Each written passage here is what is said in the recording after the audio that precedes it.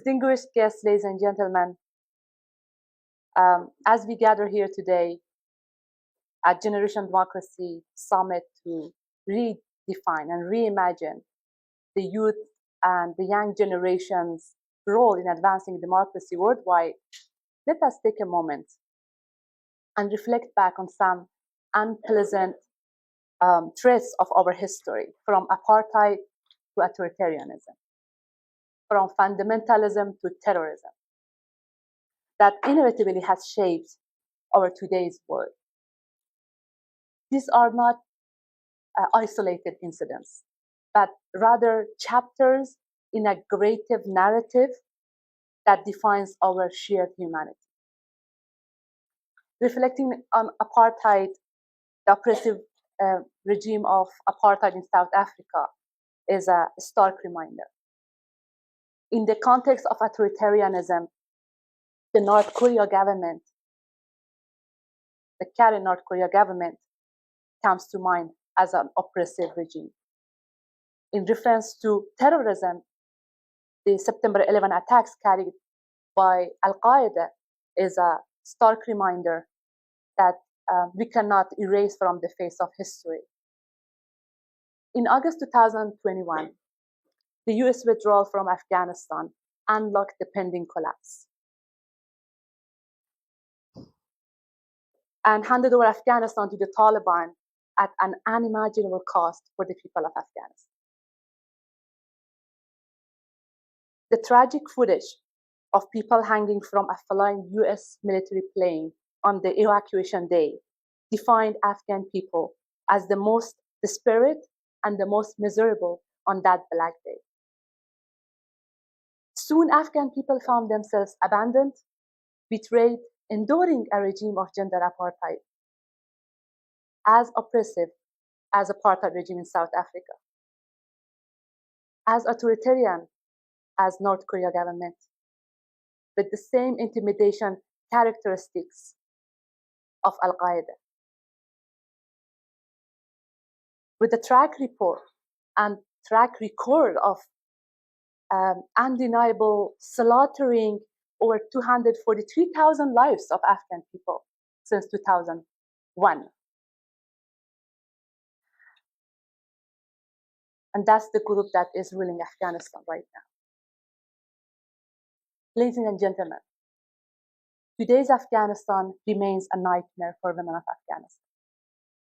As we speak, for 926 days and counting, Afghan girls have been forcibly deprived of their basic rights of education, which marks Afghanistan one of the deepest human rights crises of the world. And as the only country in the whole planet that denies half of its population, women and girls, their very basic rights to education and access to basic rights. Ladies and gentlemen, I think to comprehend the challenges to democracy, it's crucial to understand who resisted authoritarianism the most. And I can assure you as a woman that women are at the forefront of this fight. The resilience and resistance of Afghan people, of Iranian women, and Afghan women serve as a stark reminder of the harsh reality we face. That while women are forced to make unimaginable sacrifices against authoritarian regimes, those regimes turn a blind eye. They just deny. They just don't want to see how these women are sacrificing themselves to fight against authoritarianism. The oppressive regimes like the Taliban that are built on patriarchy and misogyny not only benefit from their power and authority, but also receive support from each other. By uniting and empowering one another, authoritarian regimes further suppress the rights of women in their countries. And this serves as a sobering reflection of the facts and the world that we live in today. This story takes me back to the time when I made the difficult decision to leave my country behind in August 2021, escaping the clutches of Taliban authoritarianism. I vividly remember the fear and uncertainty as we embark on this journey with my daughter by my side.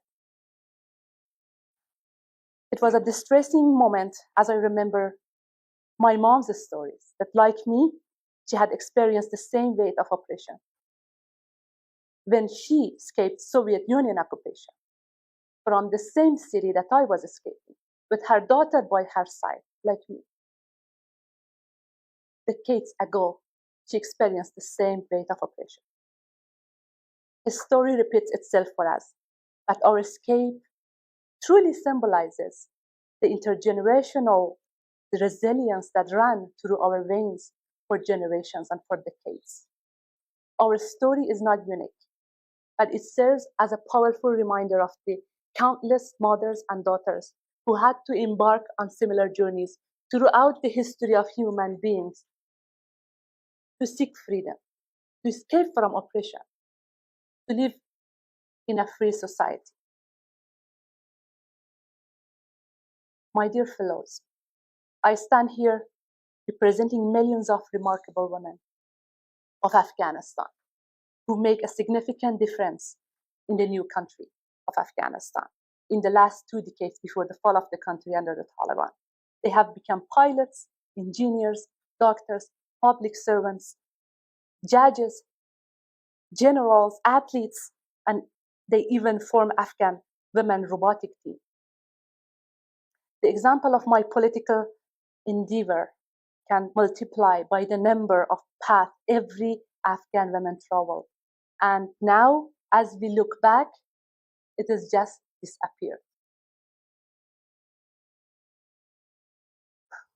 Whenever and wherever apartheid system emerges, it represents a failure of international community, including the case of South Africa, Namibia, Iran, Afghanistan, and I can name you on and on and on.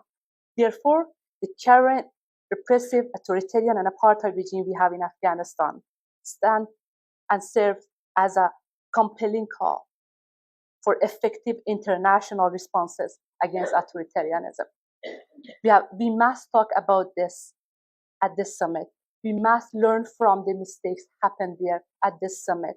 And we have to push our policy makers not to repeat the same mistakes, not to destroy the fate of a nation by their policy making. Let me reflect on Senator John McCain's very famous quote, who says, "We will not thrive in a world where our leadership and ideals are absent." We wouldn't deserve to. I think all of us, all of you who are here, we wouldn't deserve to live in a world that our ideals and our leaderships does not practice.